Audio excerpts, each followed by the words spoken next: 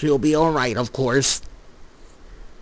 She will, said Forrest, looking up from the magazine. After all, said Glenn, Buttercup is the toughest fighter, and Mr. and Mrs. Bean have a lovely, well-run home, are responsible, careful parents. No doubt about it, said Forrest, going back to his reading. There was only one problem. Mr. and Mrs. Bean were not home. Weren't there. They had gone out for the evening and had left Julie in the care of Bliss, who wasn't much older than some of the Julie's guests. The Beans hadn't planned on a slumber party at the Cartoon Network Hotel when Julie had asked a few friends could sleep over. They certainly hadn't planned a rip-roaring, ear-splitting, popcorn-floating, soda squirting party for half of the kids in the neighborhood, because that's what was happening at the Cartoon Network Hotel with Blossom, Bottles, and Buttercup right in the thick of it. The only thing was not happening at the slumber party was slumber. Bliss tried to keep things under control, but she couldn't hear to make herself heard over for the noise. You never heard such a commotion. Some neighbors up the road never heard. Some neighbors up the road had never heard such a commotion either. They called the East Lampeter Township Police Department. The East Lampeter Township Chief sent East Lampeter Township officer to investigate.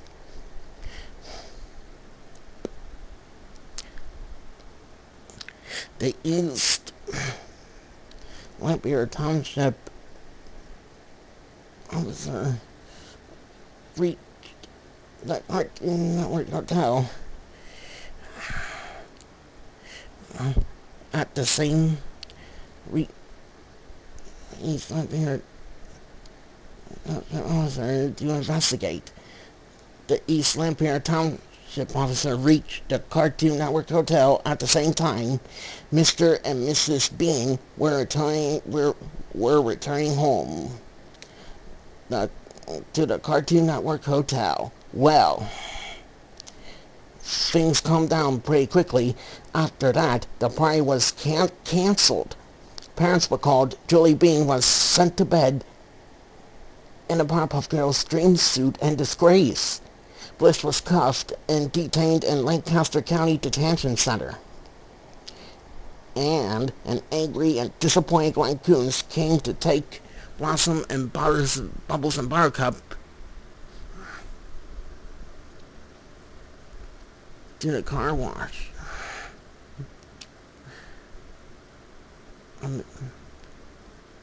I'm angry and disappointed, said Glenn Coons as they went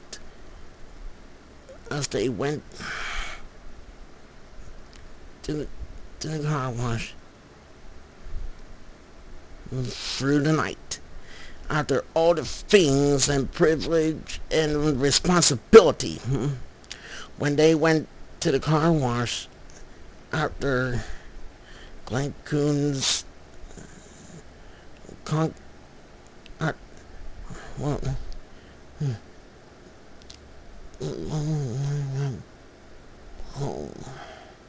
I'm angry and disappointed, said Glenn Coons as they walked home through the night. After all the things I said, privilege and responsibility, they went to the car wash. After Glenn Coons confiscated the girls' sleeping bags, Glenn Coons put Blossom and Bubbles and Buttercup into the Mark 7 touch-free wash bay with entry and exit doors locked.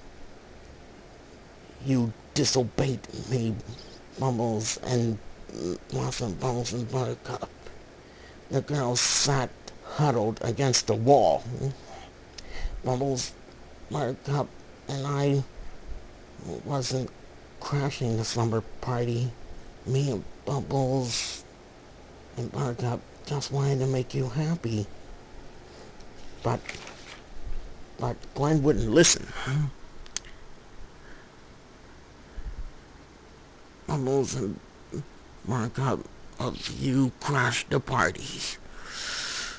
As punishment, three of you, Blossom, Balls, and Buttercup, is to stay in the Mark 7 auto wash bay for a week. Then Glenn Coons closed and locked the door, leaving the sad Powerpuff Girls left alone in the Mark 7 touch-free auto wash bay. Weeping. Glenn put a cone at the Mark 7 touch-free automatic wash bay. Touch-free wash bay is closed. Please use the Mark soft wash bay. Glenn said, and Glenn Coons went back to the went back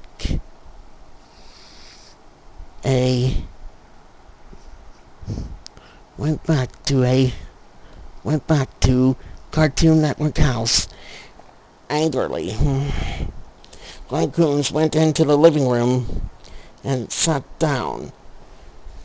A pretty harsh punishment committed a little later. Not harsh at all, said Glenn. You should have seen the Cartoon Network hotel lobby. Popcorn stuck to everything, soda all over the place, store shelves knocked over, an absolute disgrace after all. Disgrace. And after all I said about privilege and responsibility. The girls does not have to share the blame, said Forrest. But the girls didn't do it by themselves.